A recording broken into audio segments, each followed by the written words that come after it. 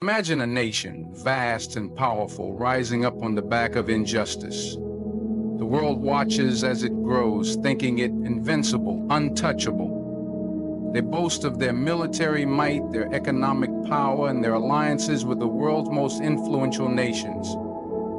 But as they move forward, they forget one crucial truth, a truth that every civilization, every empire has learned the hard way.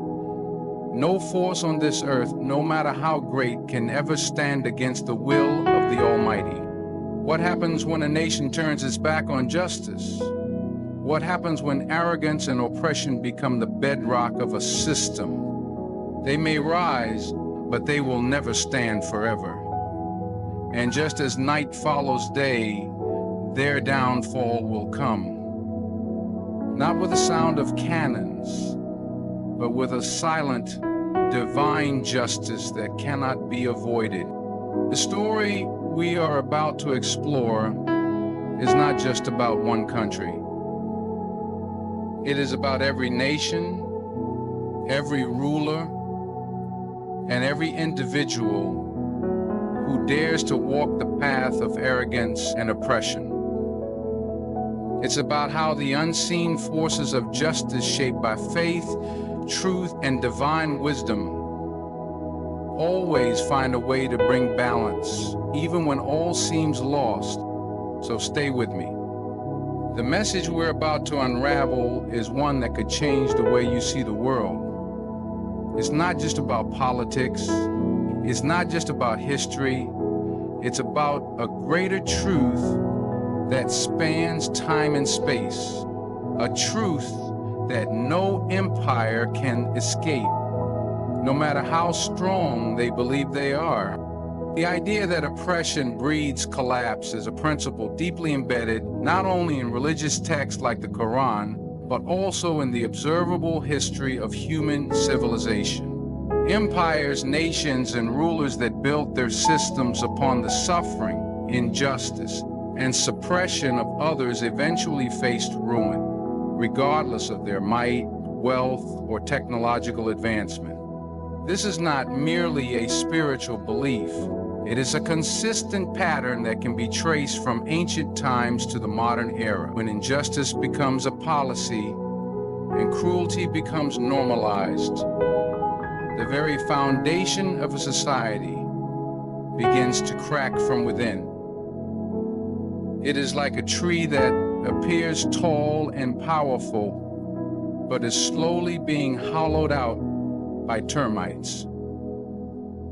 By the time it falls, the outside world is surprised, but the collapse was inevitable. From the moment decay set in the Quran, Allah repeatedly tells us about the fate of nations that oppress their people and reject the divine truth. These narratives are not just moral stories, they are warnings. The people of Ad were strong, known for their architectural marvels and physical power, but they used their strength to spread corruption, deny the message of their prophet, and mock those who reminded them of truth and humility. Despite all their might, they were wiped out by a wind, something unseen, unstoppable, and sent by divine command. Similarly, the people of Thamud carved homes in mountains, had access to resources, and lived comfortably. But their rebellion against divine justice and their violent rejection of a sign from Allah led to their sudden extinction. These stories are echoes of a larger law. When a society chooses oppression over justice, it signs its own death certificate. Modern nations are not immune from this law. While technology, media, and weapons may give an illusion of invincibility, no empire is beyond collapse. The Quran reminds humanity not to be dazzled by the temporary power of tyrants, for their end is nearer than they think. The case of Pharaoh is the ultimate example. He was a ruler who controlled wealth, land, and people. He enslaved a nation, murdered innocent children, and declared himself a deity. Yet, when he chased the oppressed to annihilate them, He was drowned in the very sea that God split for their salvation. His body was preserved as a sign, not just to his people, but for all future generations. His end was not just a punishment. It was a public message. No matter how high a tyrant rises, the fall is always closer than they expect. Oppression can take many forms: political, economic, social, and religious. When a government or system begins to dehumanize a group based on faith, ethnicity, or identity, it not only violates human dignity, but also triggers the moral order established by the Creator. In India, the rising tide of violence and discrimination against Muslims, Christians, Dalits, and other minorities has reached alarming levels. From lynchings in the streets to institutionalized hate in education and law enforcement, oppression has been normalized. The ruling class encourages a form of nationalism that thrives on exclusion and hatred. Laws are passed not to protect all citizens, but to elevate one group at the expense of others. This is not merely politics. It is moral decay, and history shows that such decay eventually collapses the nation itself. Empires built on justice are remembered with respect even long after they fall, but those built on oppression are remembered with fear, shame, and as lessons of what not to become. The Roman Empire, despite its strength, collapsed due to internal corruption and injustice. Nazi Germany rose with fury and fell with devastation. The apartheid regime in South Africa tried to systematize racial superiority and ended up being buried under global resistance and moral rejection. India, once praised for its democratic diversity, has turned into a cautionary tale. The more it suppresses dissent and marginalizes its own citizens, the more it digs its own grave. This is not the result of foreign conspiracy or external war. It is the fruit of its own hand. A nation cannot survive long when it turns against its own soul. The Quran tells us that when the oppressed raise their hands in dua, when their cries reach the heavens, the response is not delayed. And do not think Allah is unaware of what the wrongdoers do. He only delays them until a day when eyes will stare in horror. Quran 14:42. This delay is mercy for them and a test for the oppressed. But when the time comes, justice descends in a way that no human force can resist. Sometimes it takes the form of war. Other times it comes through natural disasters, economic collapse, or internal rebellion. But it always comes. And when it does, the world sees that no regime, no matter how powerful, is beyond accountability. The rise of Pakistan in this context is not just a political shift, it represents the victory of faith, resilience, and divine justice. Despite being attacked diplomatically, economically, and ideologically, the country stood firm. The more pressure mounted, the more unified and spiritually awakened it became.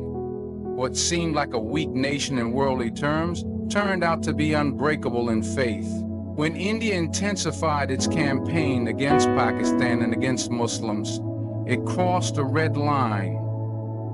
And when divine justice moved, it moved without fanfare.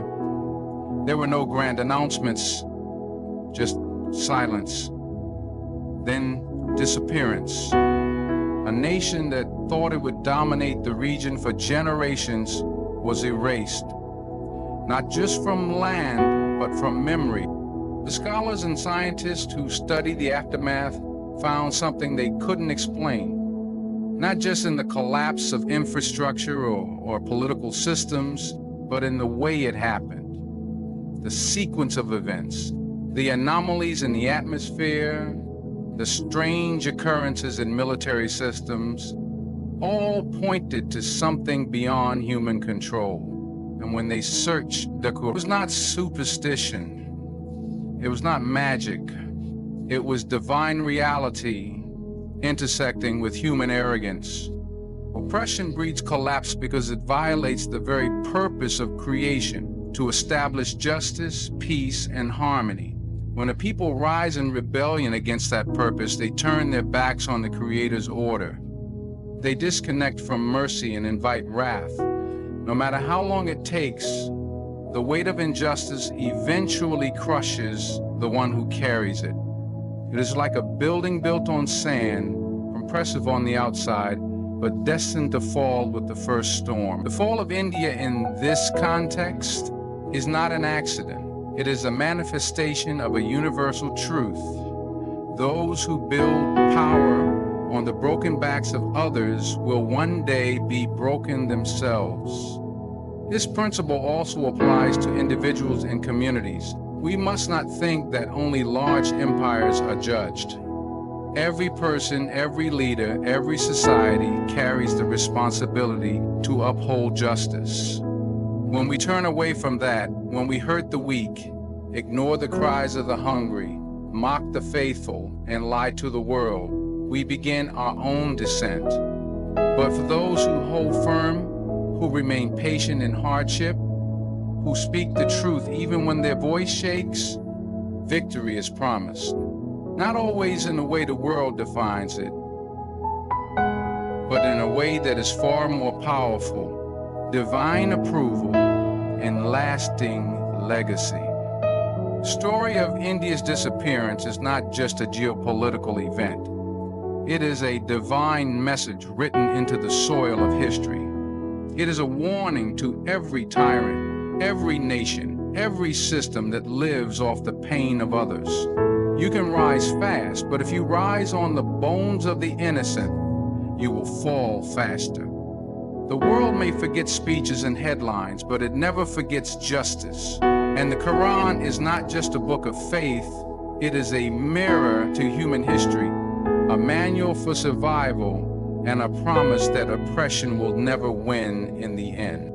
The concept of divine response to injustice is one of the most powerful themes throughout the Quran and Islamic worldview. Unlike human justice systems, which can be delayed, biased, or incomplete, divine justice is absolute, perfect, and inevitable. When a nation, leader, or system builds itself on oppression, lies, and arrogance, the divine response may appear delayed to the human eye, but it is never absent. The Quran constantly reminds believers that Allah is fully aware of what the wrongdoers do, and that He gives them time only as a form of divine wisdom and test. But once the limit is reached, the response is swift, severe, and often arrives from unexpected sources. History is full of examples where the powerful believed they were above accountability. They thought their armies, wealth, and political control could protect them from any consequence. But divine response doesn't operate within the limits of human expectations. It doesn't need armies or missiles. Sometimes it comes in the form of natural disasters. Sometimes it comes through internal collapse, betrayal from within, or even sudden exposure of hidden corruption. The Quran highlights that Allah often punishes not by loud destruction, but by erasing the pride of nations from their hearts first. Their arrogance turns to fear. Their unity becomes chaos. Their strategies collapse. Their leaders become confused. And in the end, the oppressor is left alone, helpless, and forgotten. Quran speaks of how Allah deals with those who transgress the limits of justice. Do not think Allah is unaware of what the wrongdoers do. He only delays them until a day when eyes will stare in horror, 1442. This delay is part of a divine plan. It serves two purposes: to give the oppressor a chance to repent and to test the patience of the oppressed. But once the time is up, the response is overwhelming. The people of Pharaoh, despite witnessing miracles, continued their oppression.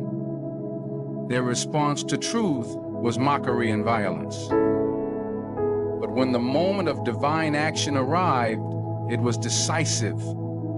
The sea split for the believers, but when Pharaoh entered, it collapsed upon him. The Quran says that Pharaoh cried out in belief only when he was drowning, but it was too late. Divine justice had already been executed. In the modern world, where materialism and power dominate the global narrative, the idea of divine intervention is often dismissed. Many believe that only politics and economics determine the fate of nations. But the unseen reality taught by the Quran is that Allah intervenes when His limits are crossed. The collapse may not look miraculous at first glance. It may appear as a failed economy, a civil war, or a diplomatic fallout. But behind that surface lies a divine hand turning the wheel of history. India's oppression of its Muslim minority, its ideological war against Islam, and its arrogant disregard for justice are all factors that have triggered divine attention. The Quran makes it clear that when the oppressed cry out, their prayers pierce the heavens. Indeed, the supplication of the oppressed is never rejected, even if he is a disbeliever, said the Prophet Muhammad, peace be upon him. India's treatment of its minorities has crossed all moral and ethical boundaries. From laws that criminalize Islamic practices, to mob lynchings, to open calls for genocide by political leaders, the nation has embraced a path that countless doomed empires have followed. And just like them, it believes that its size, influence, and alliances will protect it. But divine response doesn't care for numbers. Does it measure justice by how big a country is or how many superpowers support it? It measures justice by truth, by the cries of the innocent, and by the balance of morality that Allah has established in the earth. When that balance is broken, Allah restores it. And when He does, no wall, no weapon, and no alliance can stop it. The destruction of the people of Lut is another example of this. They were warned repeatedly by their prophet. They rejected every sign. They mocked morality and challenged the divine message. When the time came, the punishment arrived not with a human army, but with stones from the sky and an earthquake that flipped their city. The Quran describes their end in detail, not just as a story of the past, but as a warning for the future. Those who rebel against the natural and moral order of Allah are not just rebelling against religion, they are challenging the very structure of the universe. And the universe responds by order of its creator. The divine response also has a psychological dimension. Before the external collapse, Allah often humiliates the oppressor internally. They lose their peace, they live in paranoia, they begin to fear their own citizens, they trust no one, they invest more in surveillance than in development, their leadership becomes erratic, their decisions become self-destructive. These are all signs of a divine response already in motion. The Quran says, "We shall cast terror into the hearts of those who disbelieve." 3:15:1. This terror is not from tanks or jets. It is from within. It is fear without cause, confusion without reason, and it spreads like a disease through the system until it becomes paralyzed. Pakistan's resilience in the face of Indian hostility is not just geopolitical resistance, it is spiritual resistance. Despite its internal challenges, Pakistan as a nation did not surrender its faith, its identity, or its connection with the Quran. That spiritual fortification is what drew divine support. The Quran mentions that when the believers are sincere and stand firm, Allah sends down tranquility upon them and aids them with forces they cannot see, whether these are angels, changes in circumstances, or divine inspiration. They all serve to protect the truth and expose falsehood. India, in its aggression, crossed a boundary. And when a nation crosses that line with arrogance and impunity, the divine response doesn't just meet them, it overwhelms them. The destruction of oppressive systems is often gradual but guaranteed. Like a virus, injustice eats away at the host from within. Leaders become blinded by their own pride. Citizens grow tired of living under fear. The world begins to turn its back, and finally, when the time appointed by Allah arrives, the collapse occurs in a way that shocks even those who were expecting it. The Quran uses the word baqta, suddenly, to describe how divine punishment descends. It doesn't give time to escape or prepare. It comes in the night, in the middle of celebrations, during times of comfort, and turns them into disaster. The divine response to injustice is not emotional or reactionary. It is part of a divine system that maintains the balance of good and evil in the world. Every tyrant thinks he is the exception, but every tyrant eventually becomes a footnote in history. The Quran invites humanity to reflect not only on the greatness of Allah, but also on the patterns of His justice. The oppressed must never despair, and the oppressor must never feel safe. Between those two truths lies the heartbeat of divine response. Till now, the world watches. A nation that once boasted of its borders, its bombs, and its billion voices is no longer on the map. It wasn't conquered by force.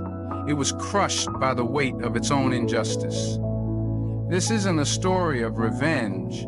This is a lesson for every nation, every ruler, and every soul. When you rise by oppression, you fall by divine order. And when the oppressed hold on to faith, to unity, and to truth, they do not fall. They rise, they survive, and they inherit what the arrogant thought they owned forever. May you always stand with truth, walk with courage, and speak with purpose.